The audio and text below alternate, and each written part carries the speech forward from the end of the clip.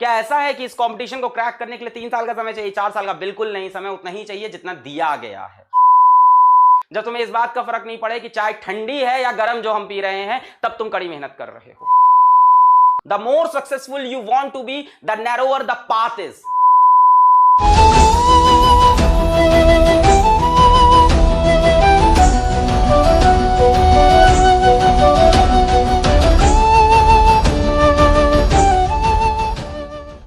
आपकी तरफ से रिजल्ट कब आएगा? जब आप अपनी तरफ से एफर्ट दोगे। मैं फिर से आपसे बोलता हूं कि लक्ष्य बैच में हजारों बच्चे पढ़ रहे हैं, लक्ष्य बैच में हजारों बच्चे पढ़ रहे हैं, पर सिलेक्शन तो किसका होगा? 0.1 से लेके 0.3% का।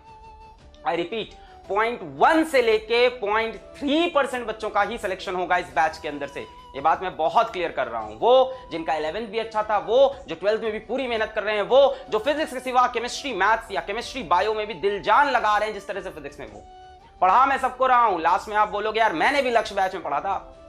सवाल नहीं बने एग्जाम में। क्यों नहीं बने? सर नहीं बनाए थे? बनाए थे। डीपीपी नहीं सॉल्व की थी। कहां लैग कर गए? रिवीजन में लैग कर गए भाई साहब। हम एक चीज को एक बार पढ़ते थे और अपने आप को सुपर जीनियस समझ के उस चीज को छोड़ देते थे। मैंने उस दिन भी आपको इस बीच पे एक लंबा लेक्चर दिया था। बहुत टाइम वेस्ट होता है, टाइम नहीं वेस्ट करना है। बस आपको बार बार मैं एक ही चीज रिमाइंड करा रहा हूं कि रिवाइजिंग। अपने दिन का एक टाइम बना लो जिस टाइम आपको प्रीवियस चीजों को रिवाइज करना है। Beat physics, beat chemistry, beat biology, beat math, beat English, any subject that you are studying. आप जब इसको ऐसे पढ़ते हो ना, बड़ा मजा आता है। क्लास में बड़ा मजा आ रहा है। कॉन्सेप्ट के बाद कॉन्सेप्ट, सवाल के बाद सवाल, सर एक और न्यूमेरिकल, एक और न्यूमेरिकल, सर डीबीबी भी सॉल्व करेंगे, सर ये भी करेंगे, सर वो भी करेंगे। लास्ट में क्या होता है? I can not revise. मेरे पास इंस्टाग्राम पे इस टाइम भर भर के मैसेज आते हैं, मेरे पास भर भर के मेल आते हैं, सर मेरा सब तैयार था, सिलेबस कंप्लीट था, मैं पिछले 3 साल से नीट की तैयारी कर रहा हूं, 4 साल से नीट की तैयारी कर रहा हूं, मेरा सिलेबस तैयार है, सब तैयार है, मैं रिवाइज ही नहीं कर पाता सर हर बार। क्या ऐसा है कि इस कंपटीशन को क्रैक करने के लिए 3 साल का समय चाहिए, 4 साल का? बिल्कुल नहीं, समय उतना ही चाहिए जितना दिया गया है। उसी समय में रैंकर्स निकलते हैं, उसी समय टॉपर्स निकलते हैं, उसी समय में सिलेक्शंस निकलते हैं। कोई अब नॉर्मल बच्चा आके सेलेक्ट नहीं होता है, ऐसा कुछ नहीं है। मैंने ऐसे बच्चों को सेलेक्ट होते हुए देखा है जिनके 10th में 8 CGPA हो, या आईसीएसई बोर्ड के हैं तो जिनके 70% हो, 65% हो। और मैंने ऐसे बच्चों को ना सेलेक्ट होते हुए देखा है जिनके क्लास 10th में 10 CGPA रहे हो, 94% रहे हो, 93% रहे हो। सिर्फ और सिर्फ एक आंसर है, कड़ी मेहनत। कड़ी मेहनत, जुझारू मेहनत। जब तुम्हें इस बात का फर्क ना पड़े तुम कैसे कपड़े पहन रहे हो, तुम कैसे दिखाई पड़ रहे हो, जब तुम्हें इस बात का फर्क नहीं पड़े कि चाय ठंडी है या गर्म जो हम पी रहे हैं, तब तुम कड़ी मेहनत कर रहे हो। तुम्हारी जिंदगी में जितनी भी फरमाइशें हैं, जितनी भी ख्वाहिशें हैं, सब उड़ गई हैं, सब ओझल हो गई हैं। ना तुम्हें दोस्ती यारी से मतलब रहा, ना तुम्हें किसी से इश्क मोहब्बत से मतलब रहा, ना तुम्हें इस बात से मतलब रहा कि इस टाइम कौन सी सीरीज आ रही है या मैच कौन सा चल रहा है। अभी आईपीएल होने वाला है, हजारों बच्चे हर साल आईपीएल के चक्कर में अपना कैरियर खराब करते हैं। इनर पीस चाहिए तुम्हें अपने अंदर, इनर पीस। तुम्हें कुछ नहीं करना है, तुम्हें सिर्फ स्टिलनेस ऑफ माइंड चाहिए। क्या चाहिए? Stillness of mind.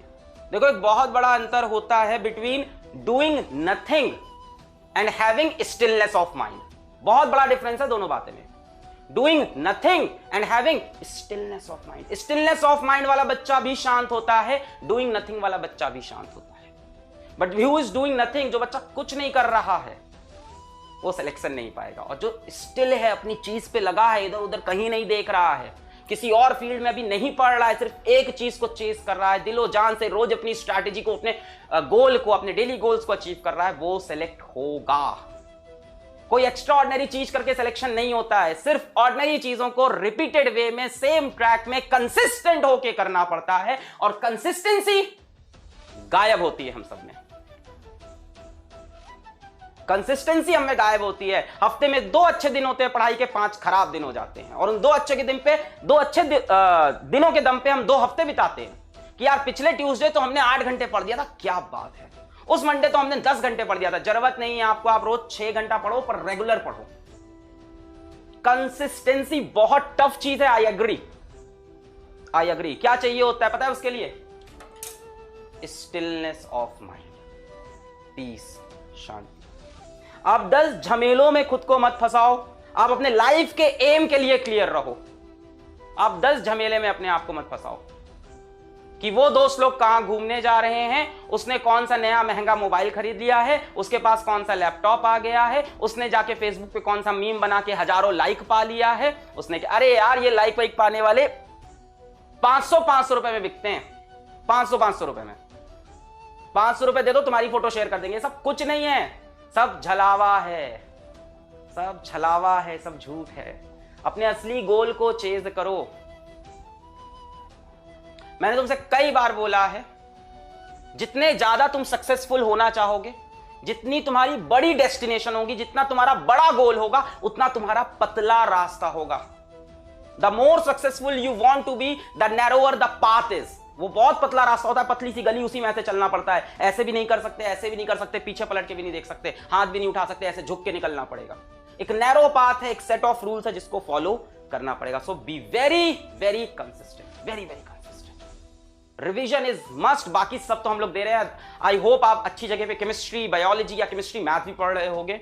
भाई टीचर का योगदान तुम्हारे सिलेक्शन में कितना होता है? मेरे ख्याल से 10% से ज्यादा नहीं होता है, 20%। इससे ज्यादा तो मैं मान ही नहीं सकता हूं।